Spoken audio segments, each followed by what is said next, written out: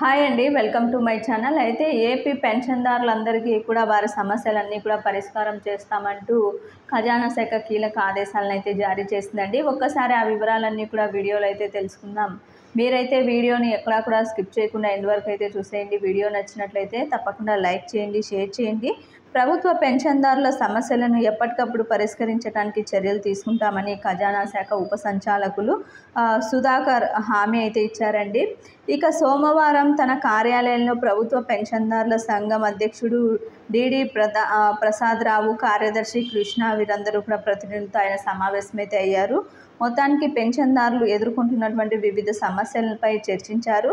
కొంతమందికి డిఏలు విడుదల కాకపోవడం, బకాయిలు సకాలంలో రాకపోవడం తదితర అంశాలపై చర్చ అయితే సాగిందండి.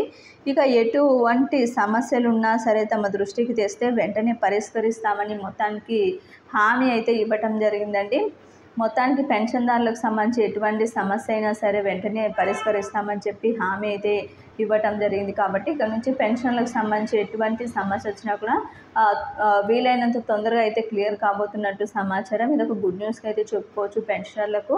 ఇది ఇప్పటి వరకు ఉన్నటువంటి లేటెస్ట్ అప్డేట్. మీకు వీడియో నచ్చినట్లయితే తప్పకుండా లైక్ చేయండి, షేర్ చేయండి. Thank you for watching.